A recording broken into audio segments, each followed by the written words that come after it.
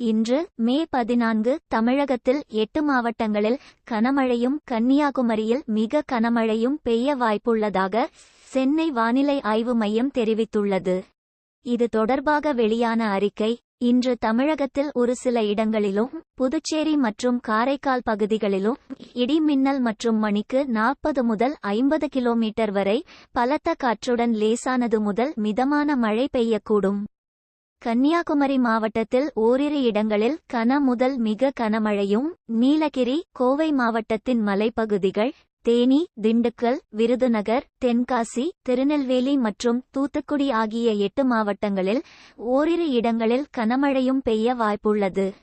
நாளை திண்டுக்கல், தேனி, தென்காசி, திருநெல்வேலி மாவட்டத்தின் மலைப்பகுதிகள், கன்னியாகுமரி, தூத்துக்குடி, விருதுநகர் மற்றும் ராமநாதபுரம் ஆகிய 8 மாவட்டங்களில் கனமழை பெய்ய வாய்ப்புள்ளது.